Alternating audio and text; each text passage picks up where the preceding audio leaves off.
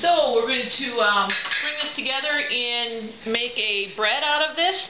And I whipped up I kind of took it out of one of my books here.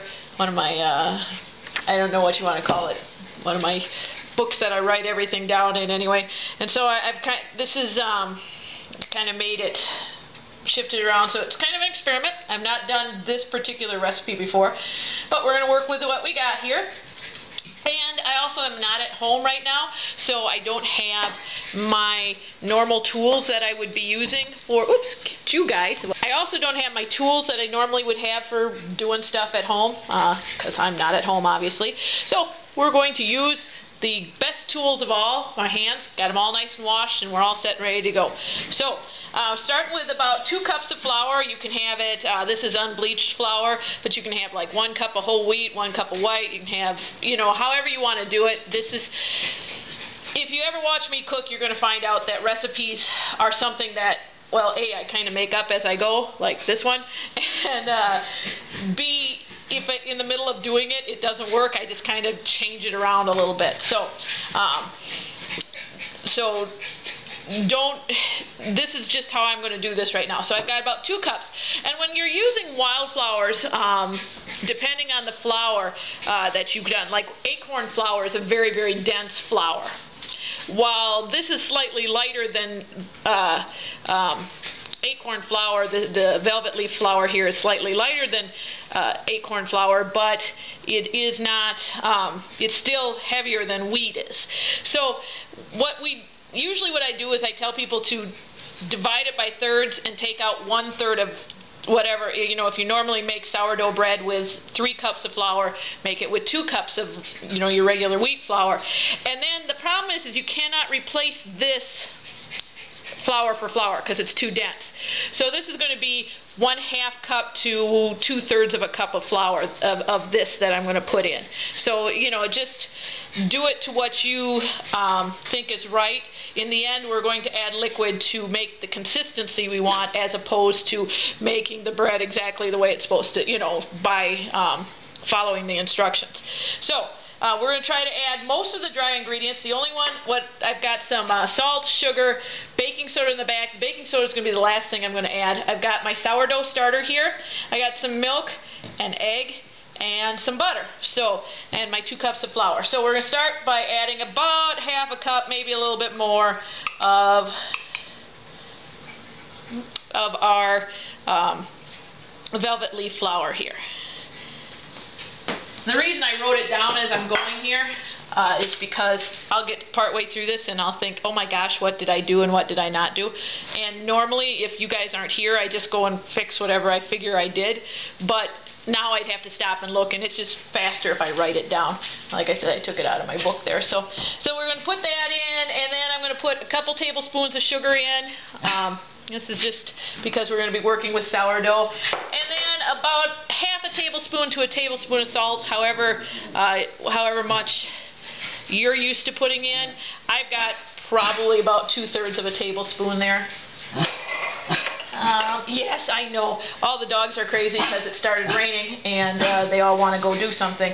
Okay, and so we're just going to kind of mix this up and get this all nice and incorporated together. Oops. We're going to do that a little slower than that. Okay, dogs all went crazy there for a minute. Washed my hands up again because I was messing with the dogs. And so we're just going to really get this mixed up.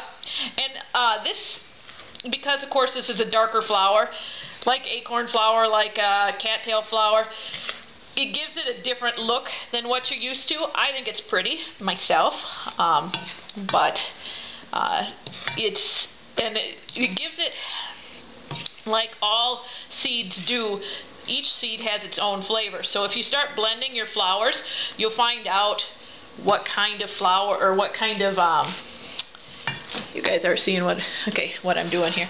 You start finding different flavors that you like.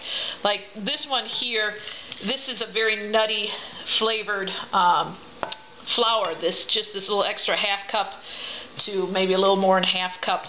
It's just very nutty flavored. In fact, you can smell the nutty flavor to it. So it'll give the bread much more flavor than just plain wheat flour.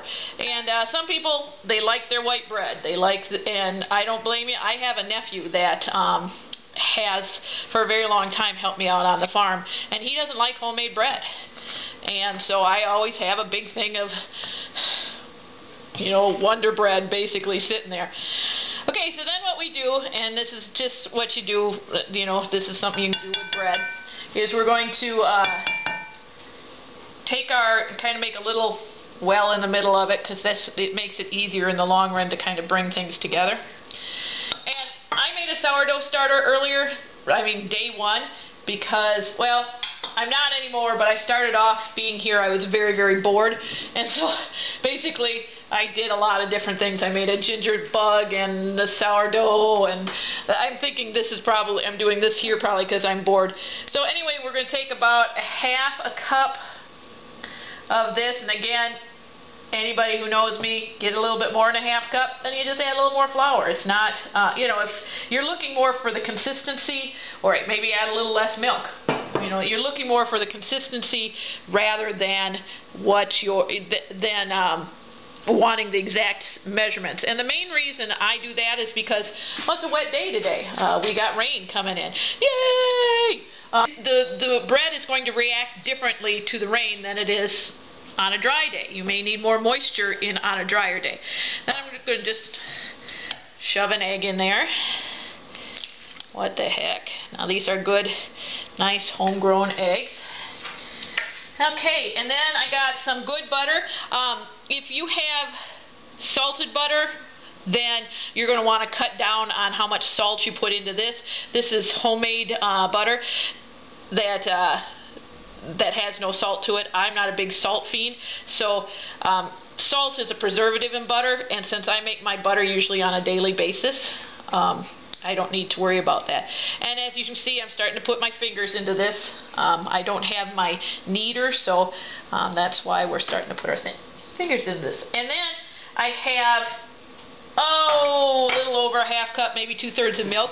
We're going to add this slowly when I get the feel, when it starts feeling right. So I'm going to start, kind of break up this egg in there a little bit. And if you want, you can start by incorporating your flour now. Not quite that dramatically, but start by incorporating your flour with your spoon, and then once it gets a little less slimy, then you can get your hands in there. Or if you've got, they have bread things that, little tools that are made for making bread. They're usually, they kind of look like a half moon, and you got a handle up here, and you kind of cut stuff, your butters and everything into the bread, and this is how the moisture goes in. Those work really fine if you don't like getting your hands all slimy, but there is a joy in putting your hands and having your hands into your food. There is a joy in that, and this way you can break up your butter and you know where everything is. You know you don't have a big glob of butter somewhere. You know you don't have a big glob of egg. And the main reason you know that is because you feel it. We're starting sensory classes here. We're going to have dark time sensory classes at school. And sensory classes are Americans especially, and that's who I mainly teach, is Americans. We're going to add just a little bit of this milk as I go. So if I use all this milk, I'll add a little bit more. I'll show you the consistency that I'm looking for as I go, as I get in there. So we're going to just add just a tad bit and start working that milk in too. Americans are kind of taught to go inside themselves. Oh, if you're looking for truth, go inside yourself. If you're, go talk to some invisible God. Go and talk. And I'm not saying God, talking to an invisible God is wrong, so nobody jump on me for that. What I'm saying is that Americans are not taught to notice the world around them. And I think that's kind of brainwashing, from the fact of, if you start noticing the world around you, you're going to start seeing things that maybe you don't like and then wanting to change them. And it's so much better to keep these people inside themselves and kind of in this fantasy world as opposed to the real world. And sensories, we have what are called 5 mundane senses. But scientifically, we have had over, and some people still have them, other senses. And need a little more milk. And your fingers are going to get all slimy. That's just the way it is. And you have to make that noise too. If you're going to get, you have to have like some kind of evil laughter, an evil cackle, or it was kind of an evil grunt. Mine was kind of an evil grunt. Got to make that evil sound while you're working with things that are slightly slimy. So,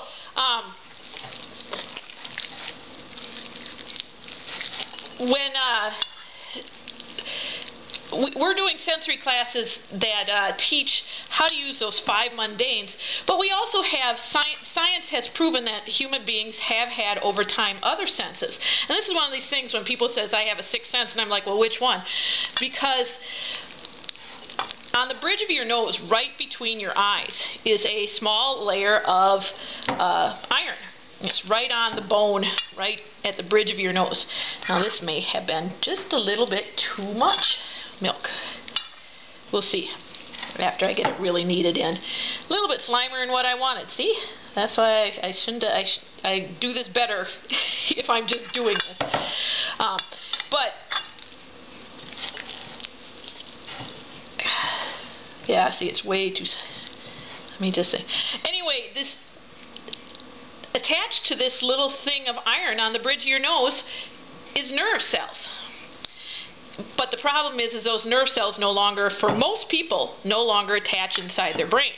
So it doesn't go anywhere. It's just it's a sensory organ that has no use anymore. And what it was a rudimentary compass back when we were more hunter-gatherers and we needed to follow the great herds for the hunting. We may go get just a tad bit more. I got some flour right here, just a tad bit more, or else I'll be playing this not enough, too much, not enough, too much game for the rest of the afternoon, and not what I want to do with my baby. I want to make some bread. So we're going to just put a little bit, in fact we may just do it like that. We're getting that, see, it didn't take that much, we're getting better already. So, yep, and we're even starting to build up a little bit of our stuff. So we have, that was a 6th sense that scientists know that human beings have. You also have on the tip of your tongue, you have 2 extra taste buds that aren't actually taste buds. And scientists for a very long time, we've known it for a long time now what they are, but for a very long time after their discovery was like, what the heck are these? Well, come to find out, on the roof of your mouth you also have a couple organs, and they fit really nicely right up next to, okay, I'm going to take just a pinch more. This is almost perfect.